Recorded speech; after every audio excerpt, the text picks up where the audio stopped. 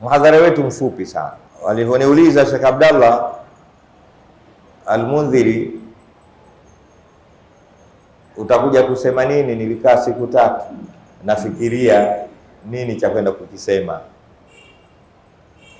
na hiyo ni kwa sababu ya ule ufinyu wa elimu yangu, nikaseme nini. Lakini baadaye Mwenyezi Mungu akaniwafikisha, nikamwambia basi andika, tutakuja kuelezea baadhi ya machache tuliofundishwa na mashaka zetu katika suratul Asr. Sasa na mimi namuomba Allah aninusuru na anilinde nitamke yale yale nilopata kuyasikia kutoka katika vinywa vya mashaka walionilea. Niseme kabisa mapema, yote nitakayoyasema sio yangu, nimeyapokea kwa mashaka wa kweli. Mungu awarahamu. Tafsiri yetu ni suratul Asr. Kwa nini? Kwa sababu nyingi sana, lakini mbili hizi nizitaje. Wenzetu hao maswahaba niliowataja hapa, ridwanullahi ta'ala alaihim ajma'in, waliamini kwamba suratul Asri na wameitakidi kuwa ni njia nyepesi ya kuweza kuhusiana watu. Yani wanapotaka kuhusiana, kwa sababu kuna sunna na wajibu wa kuhusiana kheri. Mtume sallallahu alaihi wasallam ametaka tuhusiane kheri katika maeneo mengi, mpate kuhusiana sawa. Usikum bitaqwallah, usikum bikadha, usikum. Sasa maswahaba waliona njia nyepesi inayokusanya wasia ni suratul Asr. Katika hadithi alipokea Abu Madina Ad-Darimi sawa, ambayo Imam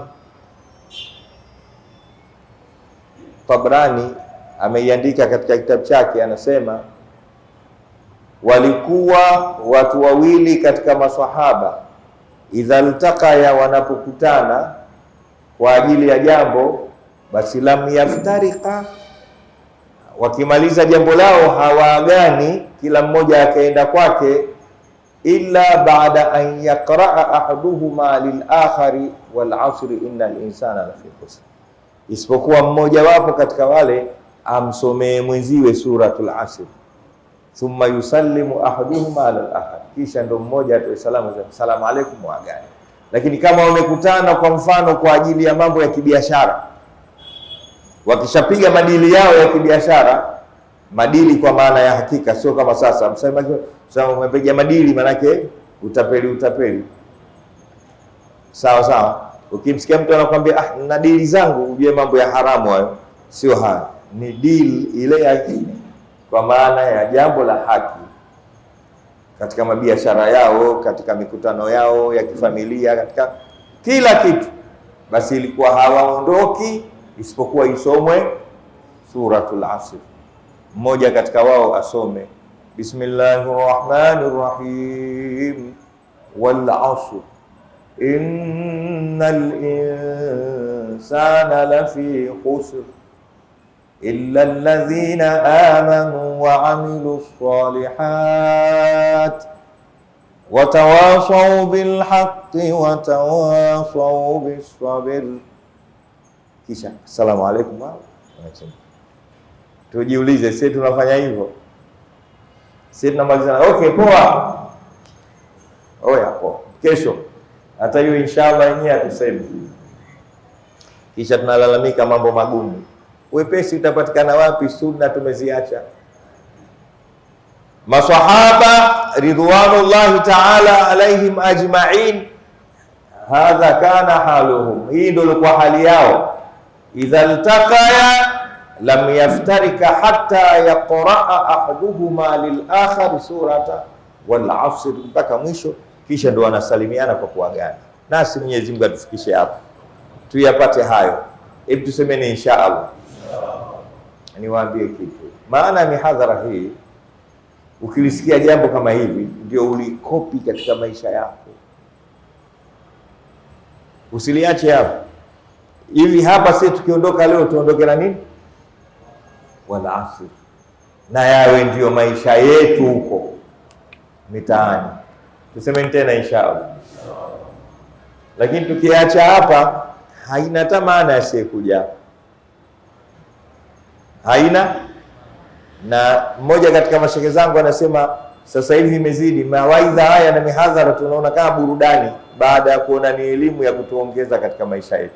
Unakaa jamaa anasema yule, haya anasema wewe umepata nini pale?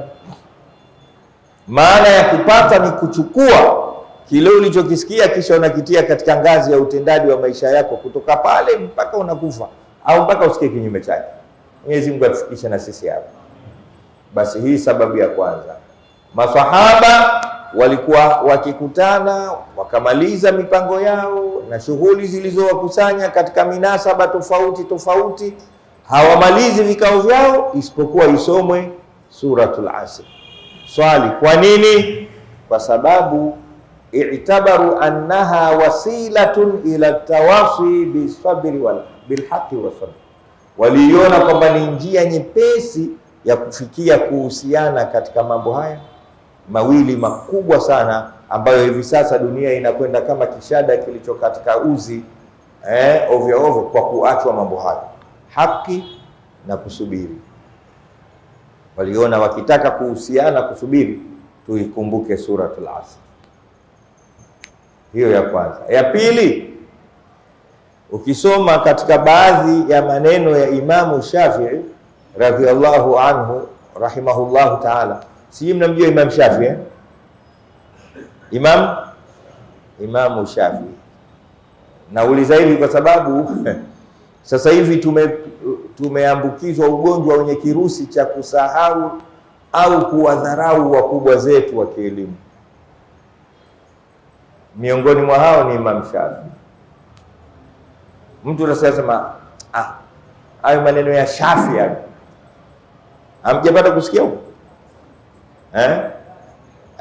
Hiyo mambo ya Shafi'i hayo.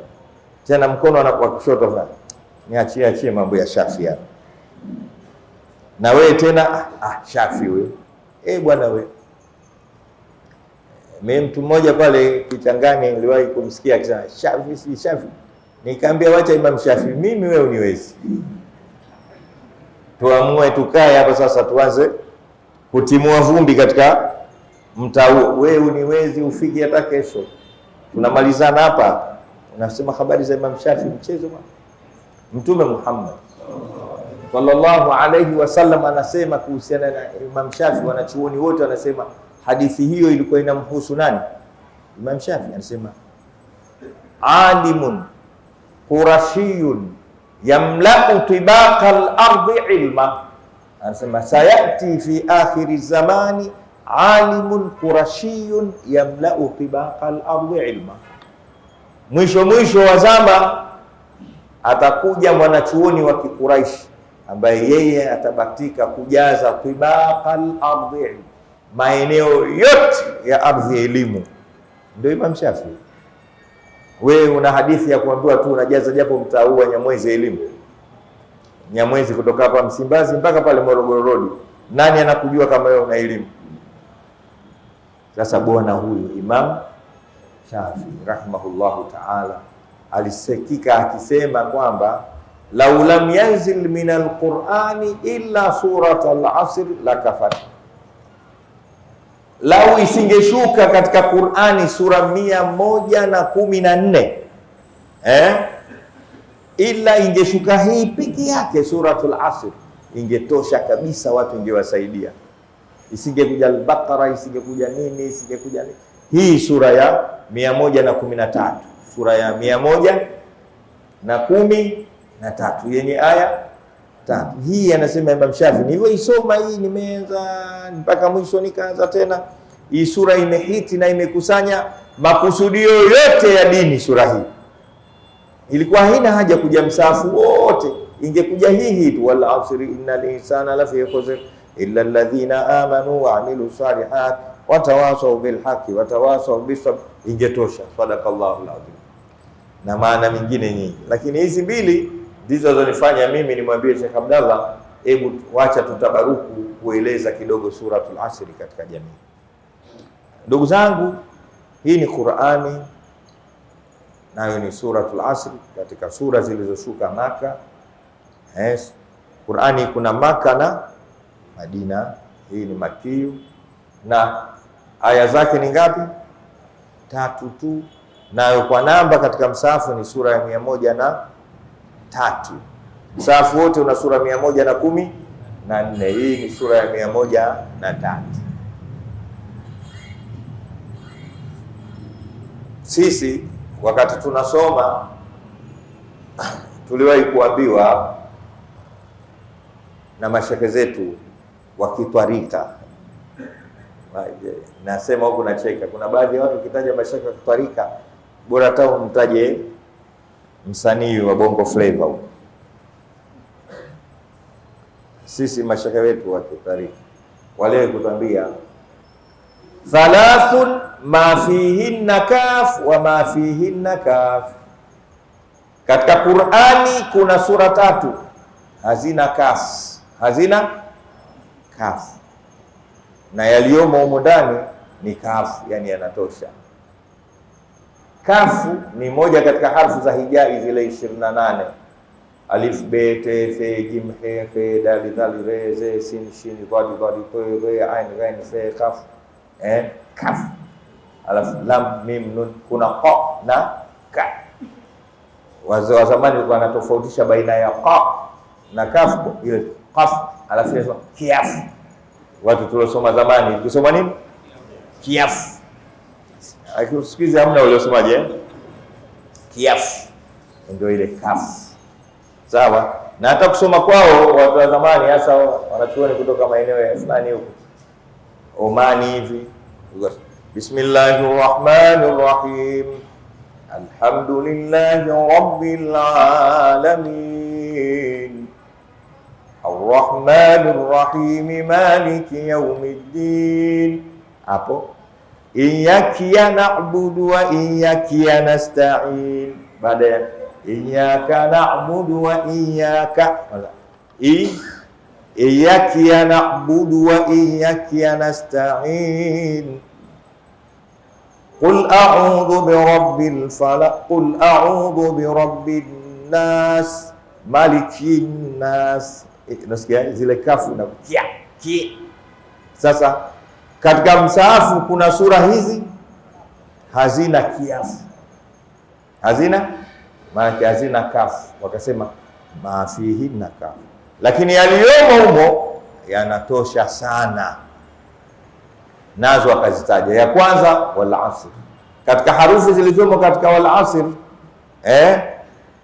hakuna kiafu. Wal asr innal insana lafi khusr illa alladhina amanu wa amilu salihat wa tawasaw bil haqqi. Yuqafu huwa hivyo, wa tawasaw bis sabr, lakini kafu hakuna.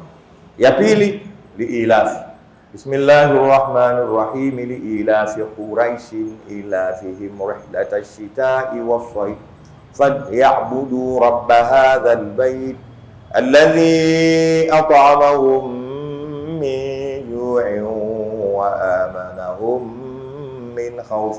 Na hii haina kiafu. Na ya tatu qul a'udhu bi rabbil falaq min sharri ma khalaq wa min sharri ghasiqin idha waqab wa min sharri naffathati fil 'uqad wa min sharri hasidin idha hasad. Na hii nayo haina kiafu. Ziko ngapi?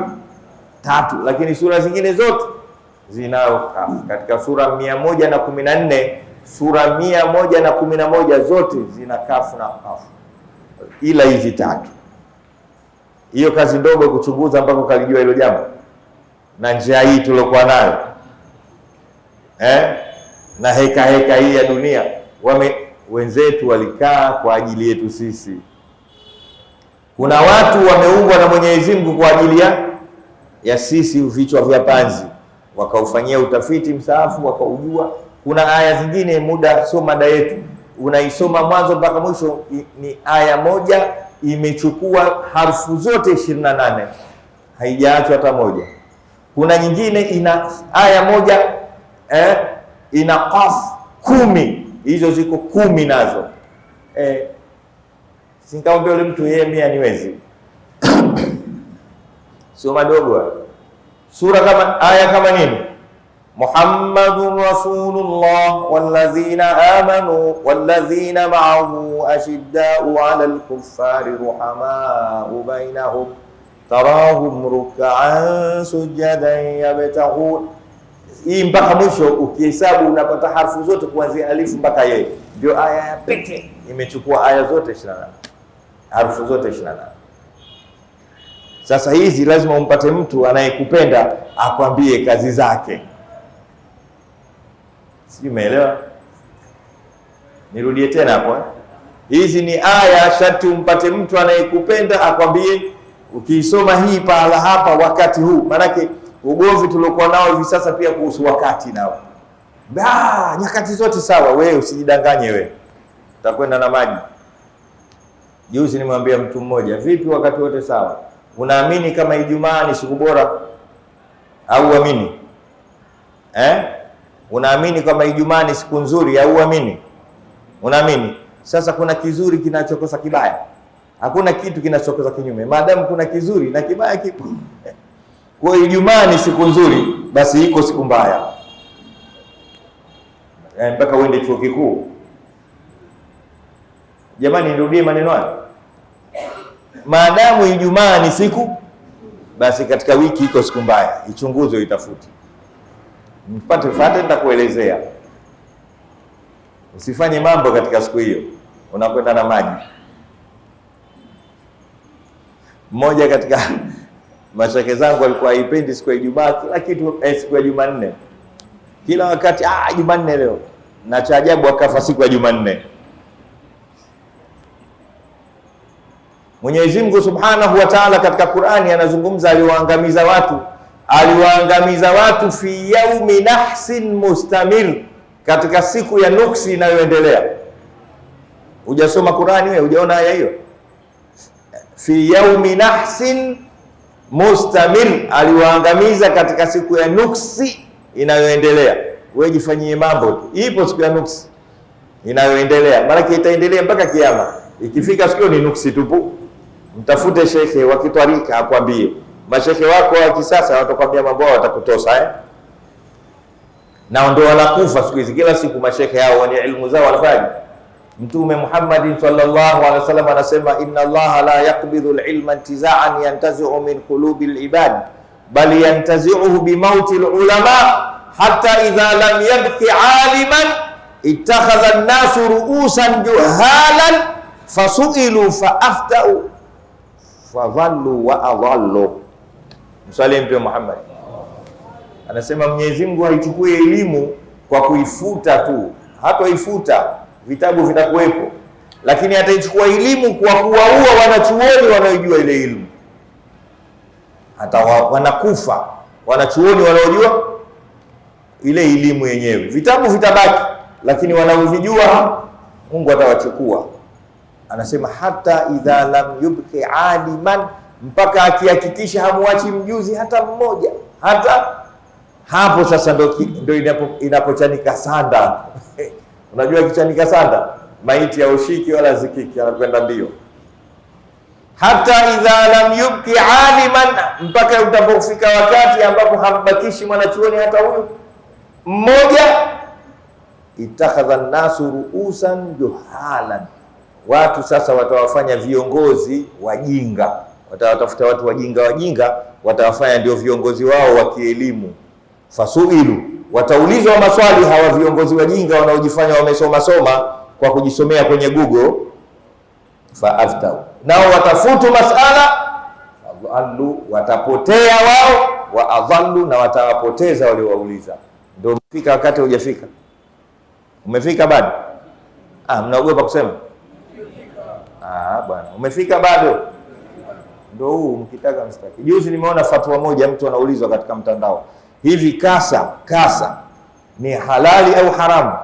Shekhe anauliza naye, umemkusudia kasa gani? Maanake kasa wawili, kuna kasa wa Barzanji na kasa msaafu.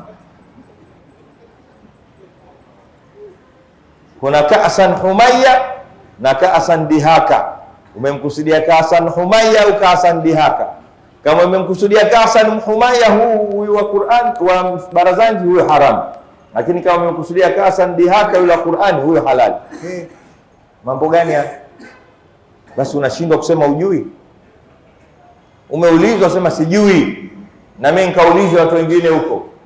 Lakini tatizo sasa, ukishaitwa shekhe tena kama hivi ndio walidi, ushaitwa shekhe wa mkoa, hutaki tena kusoma, hutaki tena kujifanya ujui. Nani kakwambia maneno haya? Wa fawqa kulli dhi ilmin, juu ya kila mwenye kujua kuna anayejua zaidi. Kaulize. Hatutaki kusema hayo, haya tunajazia tu. Nataka kuelezea ubora wa suratul Asr. Suratul Asr ni moja katika zile sura tatu ambazo wanachuoni wetu wa kitarika wa kisufi wanasema sura tatu hizi mafihinna kaf wa mafihinna kaf, hazina kafu ndani yake, lakini yaliyomo ndani ya sura hizi yanatosha kwa maombi yako. Ukiwa na shida zako, una haja zako zozote, soma sana sura hizi, mambo yanafunguka. Si unadaiwa kodi? Jamani, si kodi zinasumbua huko? Haya basi, wote tuseme tuna majumba ya urithi tumeachiwa na wazee wetu. Vipi kusomesha watoto? Tunaweza karo zake? Haya basi, tunaweza. Tunaumwa tu matezi dume. Sasa hivi watu kuna magonjwa, matezi dume, nguvu za kiume. Watu wengi sasa hivi ukifika usiku kama hivi wanaumwa. Anaenda nyumbani asijui aenda kusema nini. Sasa ndo narudi nyumbani sijui nitasemaje leo. Jana nimesema nimechoka. Hivi leo leo nitasema naumwa. Mpaka hoja zote zinaishi. Kwa sababu yeye ni Jumapili ya mvua, ugonjwa hauna dawa. Na ndio maana hizi dawa zote zinazouzwa misikitini milangoni dawa za nguvu za kiume tu. Huyu anakuja na mkongo, mwingine anakuja na nini? Ugonjwa sio ugonjwa. Dawa yake suratul Asr liilafi na kul a'udhu birabbil falaq. Takbir. Msalieni Mtume Muhammad. Tunafungua kodi hizi tena. Jisomee wal asri, jisomee liilafi na jisomee kul a'udhu birabbil falaq. Dawa ya usiku inakurudishia heshima.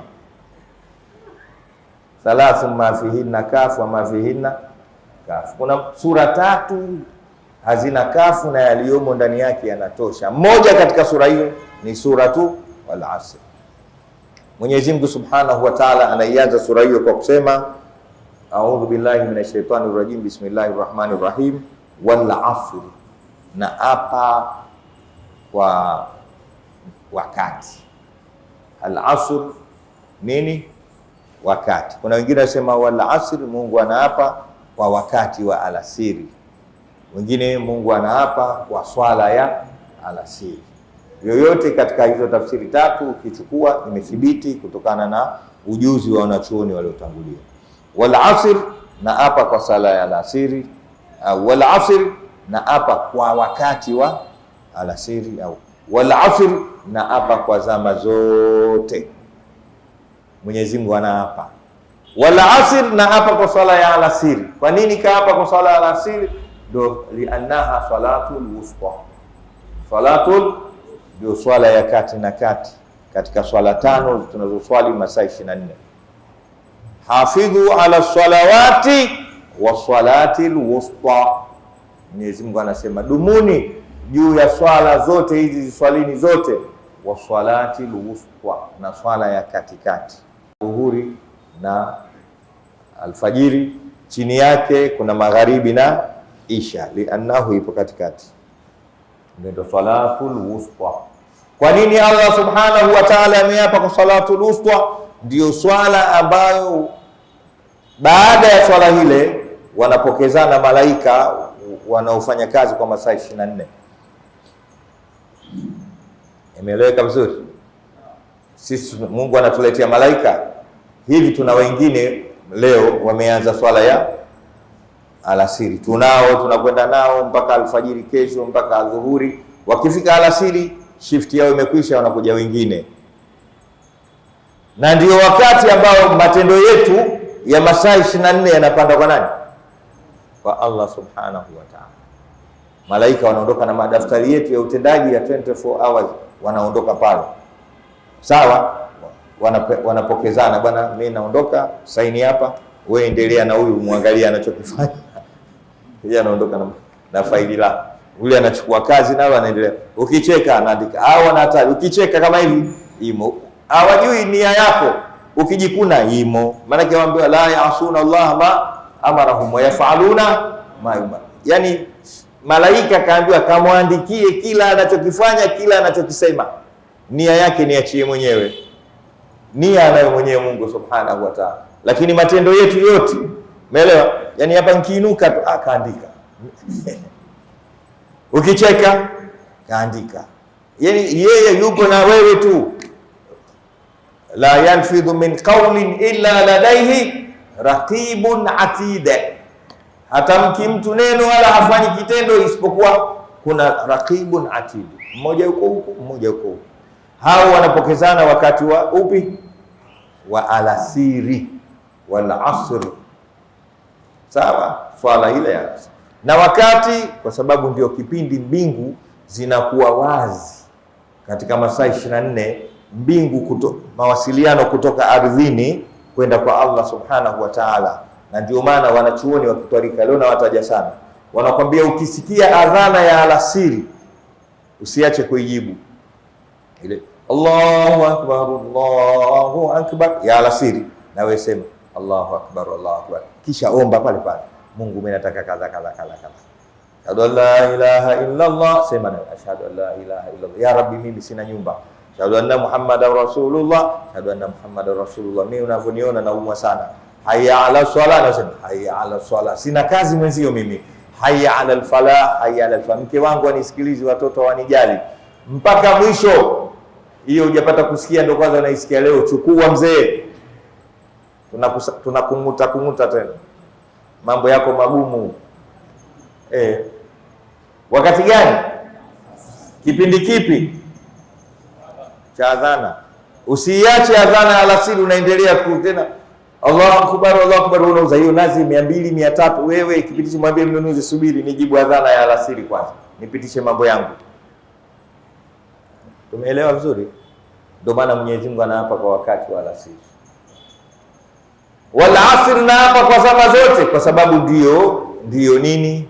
Wakati wote ndio mtaji wetu kama binadamu. Mwanadamu hana mtaji zaidi ya muda wake, zaidi ya umri wake. Huna mtaji, sio mtaji wako wa nazi wala wa mafuta wala wa chochote. Mtaji wako, rasilimali yako ni umri wako. Sekunde yako zikifika 60 inakuwa dakika, zikifika 60 inakuwa saa, yakiwa 24 siku, zikiwa 7 wiki, zikiwa 4 mwezi, ikiwa 12 mwaka, ikiwa 10 miongo. Tumeelewana vizuri? Huo ndio mtaji wako katika maisha yako. Kosa hela, kosa kila kitu, lakini usichezee sekunde yako moja. Msalimu Mtume Muhammad. Hakuna maana ya kusema mimi niko hapa napoteza wakati. We haramu. Hakuna kupoteza wakati. Kila sekunde hakikisha imekulipa duniani na imekulipa akhera. Nirudi hapo. Kila sekunde hakikisha inakulipa duniani na hapo inakulipa akhera. Kama una sekunde unazitumia duniani tu, umefeli. Na vile vile kama una sekunde unatumia akhera tu, umefeli.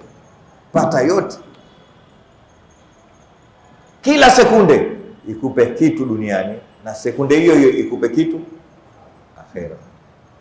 Mmoja katika wanawake aliwahi kukutwa na mwanachuoni mmoja anaitwa Al-Asma'i.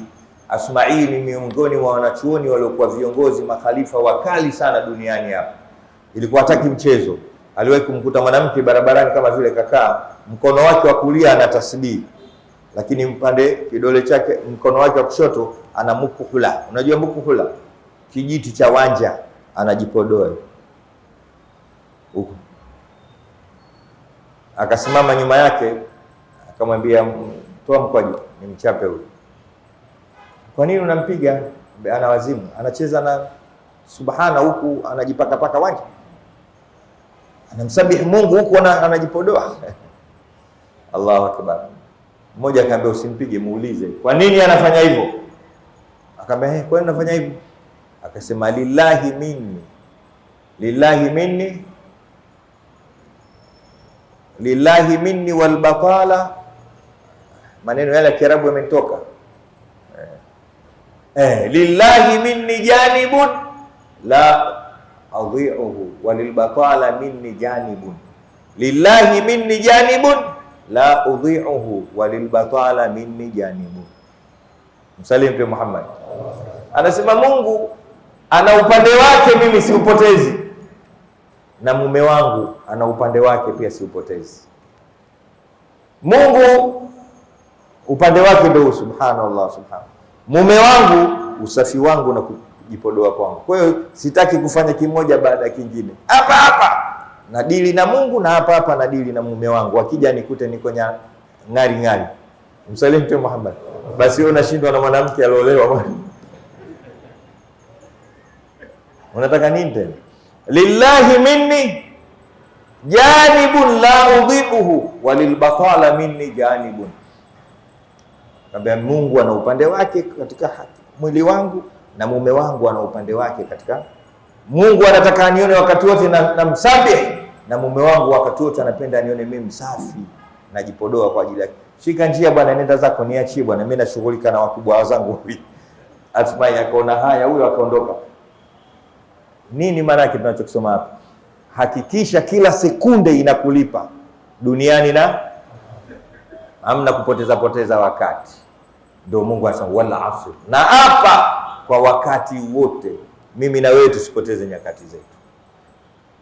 Tumeelewana? Wanachuoni wanakuambia wakati una alama kuu hizi tatu. Kila kitu kina alama zake, au wanaita khususiyya. Kila kitu kina khasiyya zake, ambazo ukizitizama hizo khasiyya zake, hicho kitu kinapambanuka na kitu kingine. Hata hii mikono miwili, unaona mkono wa kulia na kushoto, kila mmoja una khasi zake ambazo huku hakuna. Huku kuna vitu, huku hakuna, na huku kuna vitu, huku. Hata ukiona mapacha wawili, basi wajue kupitia alama zao. Na mwanachuoni au mwalimu mzuri ni yule ambaye kwamba anawafundisha watu mambo kupitia alama na khasi na khususiyya zao. Leo cha ajabu tunaambiwa watu wote tuwe sawa sawa na kitu kimoja. Hamna. Kila mtu ana alama zake. Mwenyezi Mungu anasema wa rabbuka yakhluqu ma yasha'u wa yakhtar. Mwenyezi Mungu anaumba atakacho na anachagua. Kweli sisi wote binadamu, lakini kila mmoja amempa mambo yake. Mwanamume ana mambo yake, mwanamke ana mambo yake, mkubwa ana mambo yake, mdogo ana mambo yake. Kila mmoja huyo. Na hakuna kufanana katika hilo. Mimi siku moja mtu mmoja ananiambia, alikuwa anasikia huko anasema kwetu Magomeni, Walidi yule mwenzetu sana. Nikamwambia mimi sipingi. Mwenzenu sana, lakini lazima muweke wazi katika nini? Mwenzenu ndio katika nini basi? Sema yule mwenzetu sana, tumesoma wote Uhuru Mchanganyiko darasa la kwanza mpaka la 7, sipingi. Yule mwenzetu sana kwa sababu tumezaliwa wote wapi?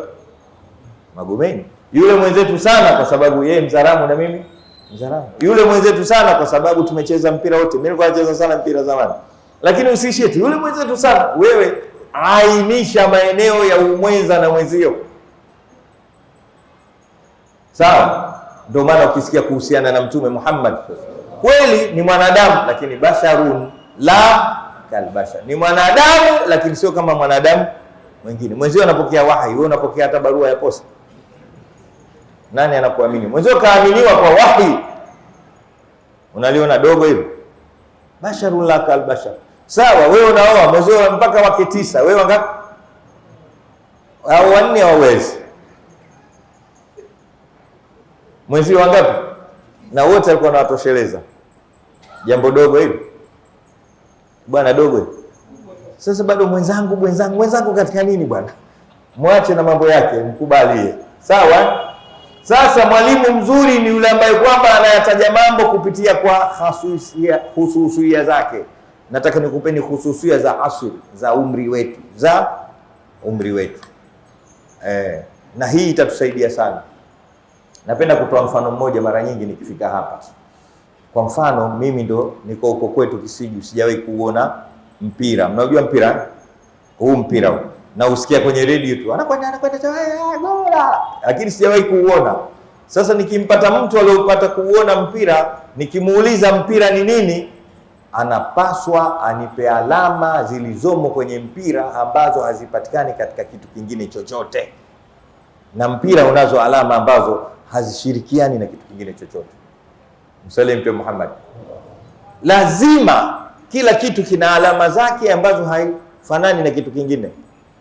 Mpira ni nini? Usije ukaniambia mpira ni kitu kinachokwenda kwa kudunda dunda, utokoshanipoteza. Sijaona mpira hata siku moja. Kesho nikamwona chura mbele yangu anapita pita namna hii, sina mpiga dandana, kwa sababu mpira ni kitu kinachokwenda kwa kudunda dunda. Unaelewa vizuri? Mpira ni nini? Usije ukasema mpira ni kitu cha mviringo. Bwana, chungwa la mviringo, kichwa cha mviringo, balbu ya. Tulia.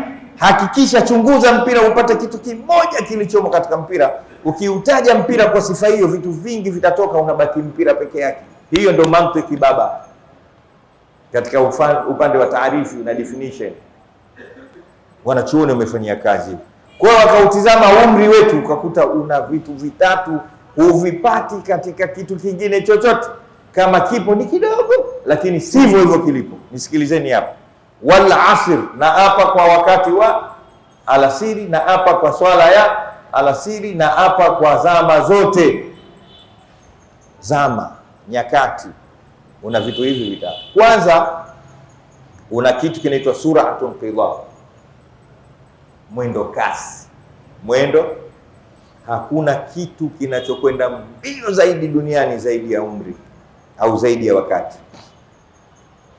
Sio basi la mwendo kasi, wala sio sauti kama wanavyosema wakina Bacon wana sayansi, wala sio mwangaza, wala sio ndege ya kivita, wala chochote. Hakuna kitu kinachokwenda mbio zaidi ya nini? Ya wakati. Ninazo dalili nyingi naweza kukupa hapa mpaka kesho na mwenyewe ukachoka, lakini mimi nitakutajia moja au mbili kwa sababu ya wakati. Adhana na vinasanga bado kidogo. Haya, tumeelewana? Alama ya kwanza ya umri wetu ni nini? Mwendo kasi. Unakuta wakati ushaisha.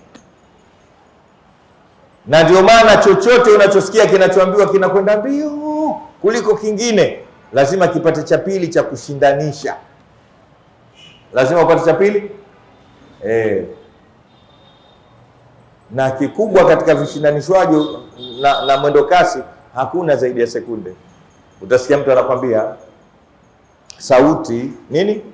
Sauti ni kitu kinachokwenda kasi sana, kwa sababu kinakata masafa ya kilomita 6 kwa sekunde kadha. Lazima ushindanishe na nini? Na sekunde. Yaani kigezo cha ukasi wa kitu fulani hakuna zaidi ya muda. Nazo nini? Sekunde au dakika au saa. Maana yake nini? Sekunde na dakika na saa iko mbele, hicho kitu chako kiko nyuma, kinafukuza ile sekunde. Nimekwenda mbio sana, nimetumia masaa 2 tu kwenda Tanga. Kwani hakuna kitu kingine? Tuna treni ya SGR. Inakwenda kasi sana. Hapa na Morogoro dakika 95. Kwani hakuna kitu kingine cha kushindanisha na SGR? Hebu nitafutie kitu kingine. Ni nini? Hupati zaidi ya sekunde na dakika. Hii inamaanisha sekunde zetu na dakika zetu na umri wetu ni kitu kinachokwenda kasi sana. Na dalili ya pili nakupa wewe mwenyewe. Mimi binafsi mwaka huu nimekamilisha umri wa miaka 57. Mimi. Alhaji hapo miaka mingapi? 60? Haya, muulizeni Alhaji mwenye 68. Hivi umechoka kuishi? Anakwambia bado nataka aishi sana, kwa sababu hajafaidi bado. Au kuna mtu sasa, mimi na miaka 200 sasa, wacha nife. Yuko wapi? Unaionaje? Hii ni dalili ya kwamba mambo bado yako mengi, umri hautoshi, kwa sababu umekwenda mbio. Ndio mmoja katika wanachuoni anasema alwajibatu aktharu min alawqat, majukumu ni mengi kuliko muda aliotupa Allah subhanahu wa ta'ala. Na sasa hivi huku akhiru zamani ndio kabisa, huku wakati umeongeza kasi. Ami yangu mimi ananiambia tena, ananiambia maneno hayo katika miaka ya 80 huko Sheikh Hamis. Mimi nililelewa sana na ami yangu kuliko na babangu Ustadh Alhadi, Mungu awarehemu wote. Wakati niko kwake alikuwa ananiambia, Walidi, sasa hivi watu wanakwenda mbio sana, tofauti na wakati wetu sisi wakati huo. Anasema zamani sisi mtu anaamka nyumbani hana kitu, shamba huko Kisiji. Anaamka ndo anakwenda wapi? Shamba, anakwenda kulima. Kuna baadhi ya mazao siku hiyo hiyo mpaka jioni anachipua. Sawa? Mazao hayo lazima yaanikwe. Yakishaanikwa ndio yatwangwe, alafu yapikwe. Anasema wakati unatosha kabisa, tunafanya yote siku haijaisha. Muogo unachimbwa leo, unamenywa leo, unatwangwa leo, unaanikwa leo, unakauka leo, na leo unapikwa ugali. Zama zilizopita ilikuwa hivyo. Sasa hivi subutu. Hapo ndio hujapambana na foleni tena kutoka Kimara mpaka Kariakoo. Na ndio maana unaona kasi hizi tulikuwa nazo huko nje. Wakati unakwenda mbio. Nuh alayhi salam, Sayyidina Nuh alayhi, yeye ndio atwalul anbiya'i umran, nabii alioishi miaka mingi kuliko yote. Ukisoma kitabu cha An-Nubuwwah wal Anbiya cha Imam Muhammad Ali Sabuni kinasema ile miaka 950 iliyotajwa katika Qur'ani, miaka ile Nuhu ameishi katika kazi ya utume. Kazi ya utume miaka 950, lakini umri wake wote ulikuwa miaka 1380. Miaka 1380 ndio ameishi. Lakini ile 950 ni kipindi cha utume. Sallallahu alaihi wasallam ameishi miaka 63, miaka 23 akiwa mtume. Miaka 40 kabla ya utume, miaka 23 ndani ya, na ndio Nuhu. Miaka 1950 ya utume. Ukitoa hiyo iliyobaki, jumla umri wake ni miaka 380. 1300 na miaka michache hiyo. Hivi kuna hizo ndio karne ngapi? Miaka 1000 karne ngapi? 10. Kapata karne 13.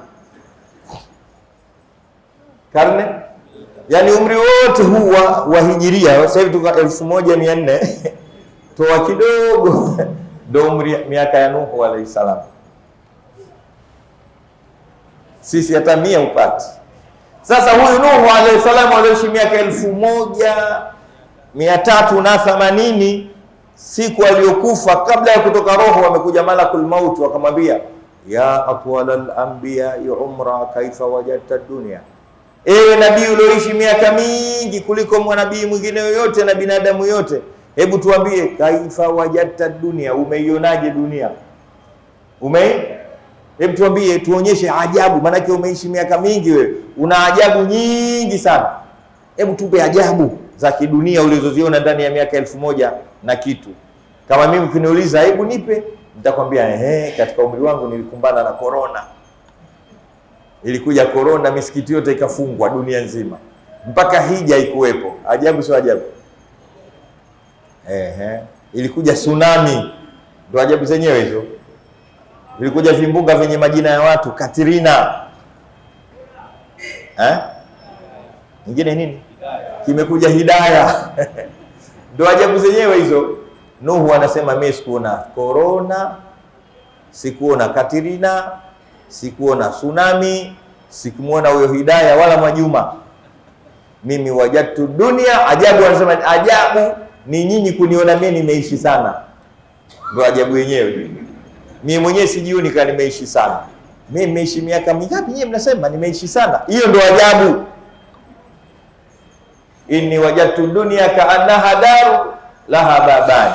Miaka yote 1300 na kitu hiyo, nimeiona dunia kama nyumba yenye milango miwili. Dakhaltu min babil awwali fa kharajtu min babi thani. Nimeingia mlango huu nikatokea huko. Niueni niondoke hapa. Simtietie maneno mimi. Nimeishi sana mimi. Sasa umezoka gonga 1300 na kadha. Wewe mwenye 42 utaiona dunia kama nini?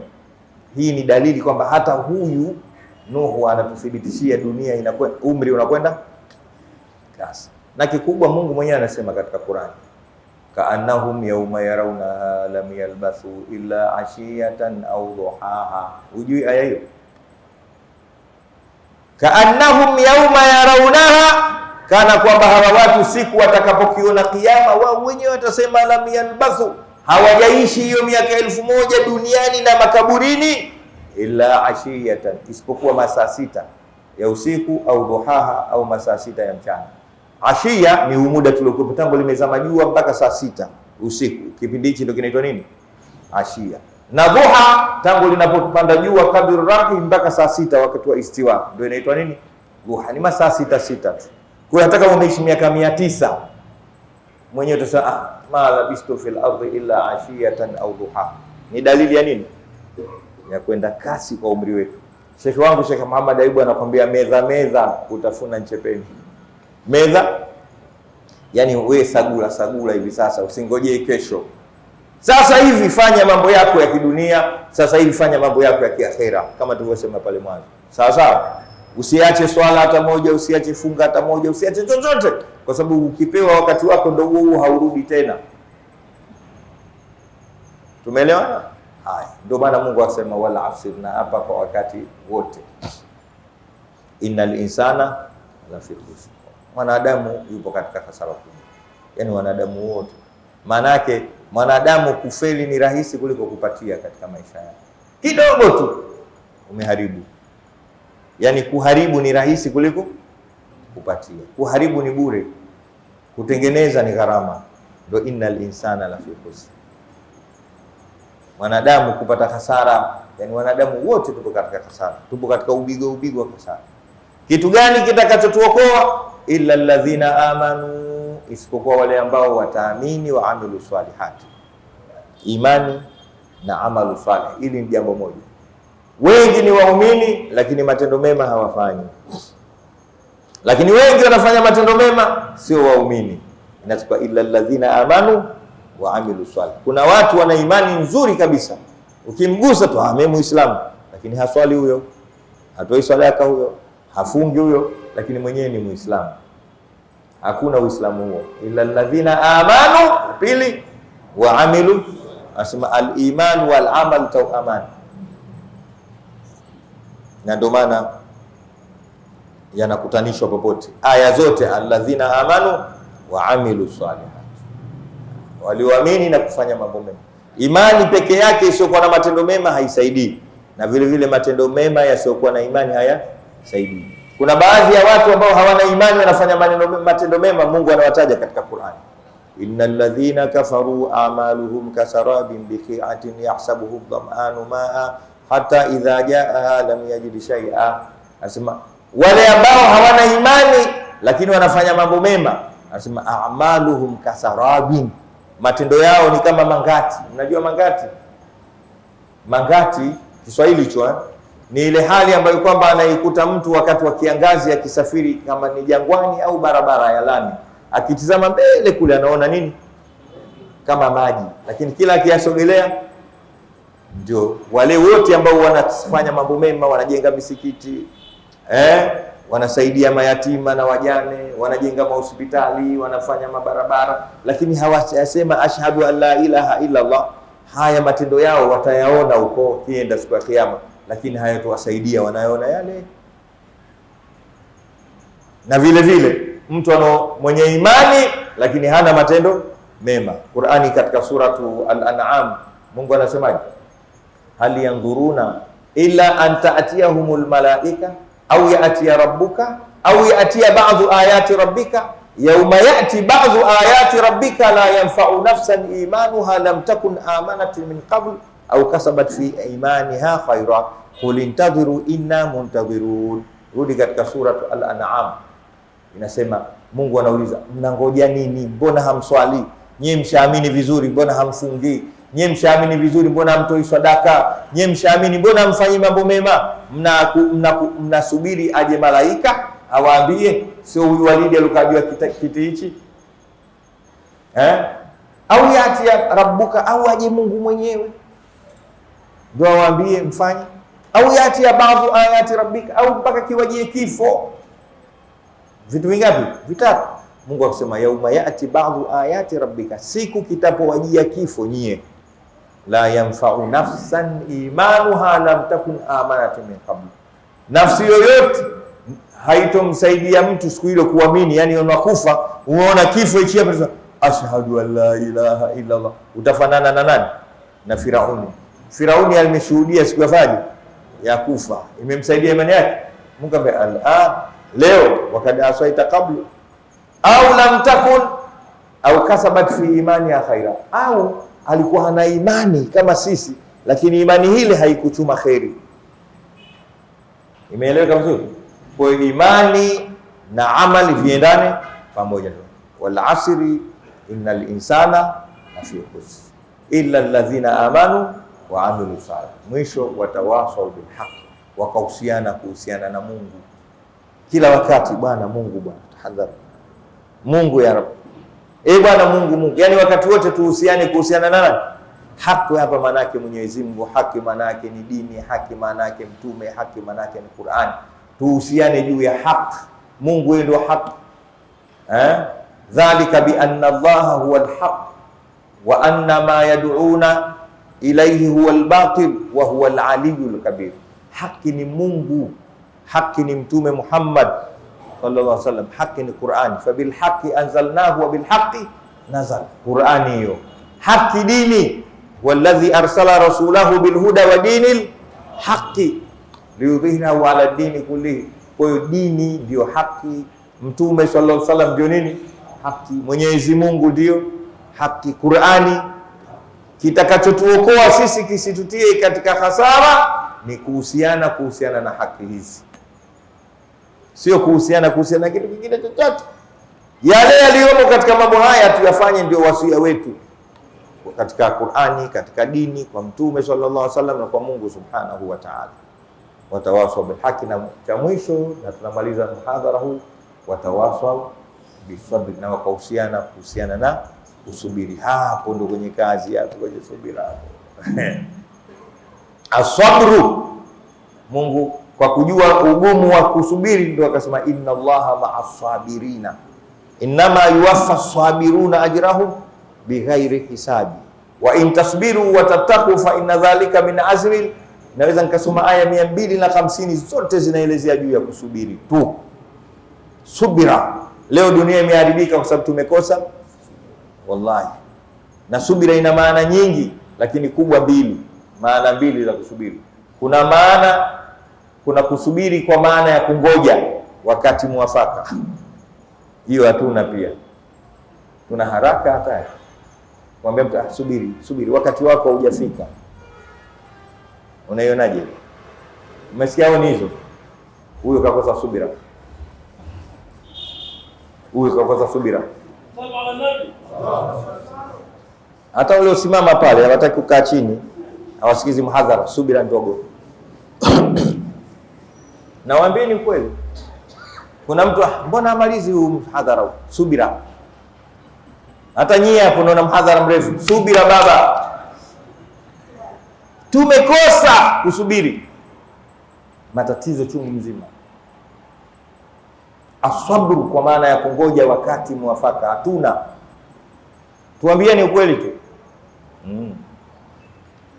Watu wa sheria wanakuambia hivi, man istajala amran qabla awanihi udhiba bihirmanihi. Mwenye kuharakisha jambo kabla ya wakati wake anaadhibiwa kwa kunyimwa hilo jambo lenyewe. Man istajala amran qabla awanihi udhiba bihirmani. Mwenye kuwa na haraka ya jambo kabla ya wakati wake anaadhibiwa kwa kulikosa. Hata hii masala ya elimu, unaambia subiri, wakati wako utafika, tutakuruhusu ukafanye kazi ya elimu. Siku hizi hatutaki mtu anasoma sana mwaka mmoja, miwili, mitatu, akija hapa naye shekhe mkubwa, au akija hapa naye daktari. Wewe fanya udaktari mwaka mmoja, kozi ya udaktari mwaka mmoja kweli? Bado haiwezekani. Miaka 3 mpaka 5 ndio unapata degree ya kwanza kwenye udaktari brother. Lakini sasa hivi watu wa darasa 7 wote wanafanya operation, wanapasua watu matumbo yao. Ndio inapotokea matatizo. Yule mwenye kuumwa kichwa anapasuliwa mguu, wa mguu anapasuliwa kichwa. Wewe usiona vitu vya ajabu, eti mtu kafanya operation, yule daktari kasahau mkasi tumboni. Hamjai kusikia hayo? Subira. Tumekosa subira ya kungoja.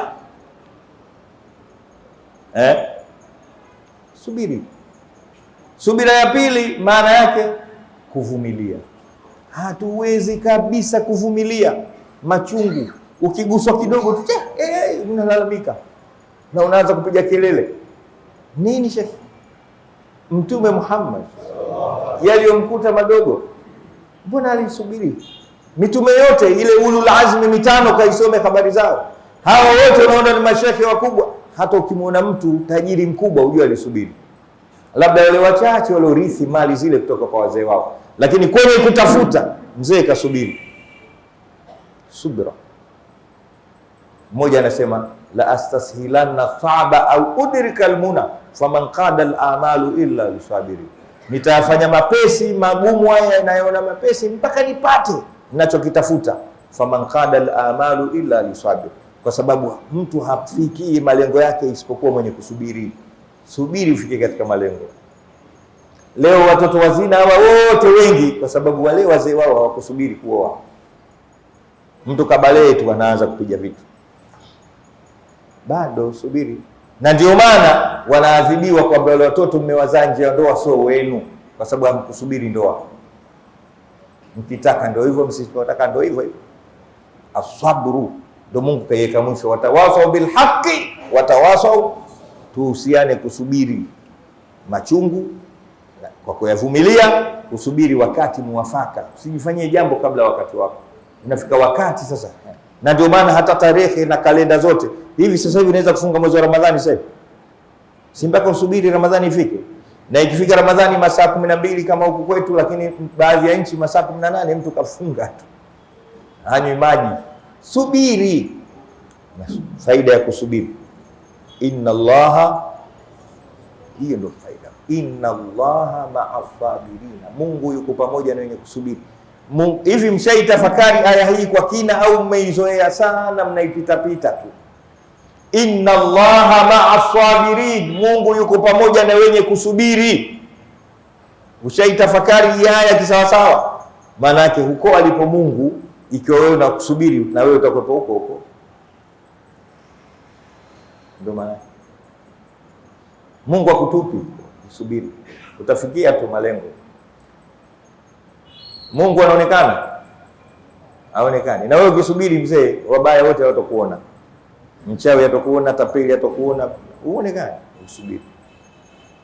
Watarahum yanzuruna ilaika wa hum la yubsirun. Hebu rudi katika kile kisa cha kuhama Mtume Muhammad sallallahu alaihi wasallam na Sayyidina Abu Bakar as-Siddiq radhiyallahu anhu. Wanaondoka kule, walifika pale katika pango, walijificha au kujificha? Wale walikuwa wanawatafuta walifika au kufika? Walifika mpaka pale mzee, walifika. Sayyidina Abu Bakar anamwambia Mtume Muhammad, ya Rasulullah, law nadhara ahaduhum ila tahta qadamayhi la ra'ana, lau mmoja katika wale akitizama chini tukatuona. Wamekuja mpaka mlangoni. Sayyidina Abu Bakar anafanya, anatetemeka. Lau nadhara ahaduhum ila qadamayhi la ra'ana, mmoja katika wale akitizama chini tu, akiamua kujitizama miguu katuona. Maana wale kwa chini kidogo. Ikiwa hawa wanaweza kumuona Mungu, na sisi watatuona. Lakini kama macho yao hayamuoni Mungu, na sisi hatuoni. Allahu yudrikuhu al-absar, la yudrikuhu al-absar wa huwa yudriku. Macho hayamuoni Mungu, na hawa hawezi kutuona, siku sababu sisi tuko na Mungu hapa. Pale pale inashuka aya, thaniya ithnaini idhuma fil ghari idh yaqulu li sahibihi la tahzan inna Allaha ma'ana. Piga mstari hapa.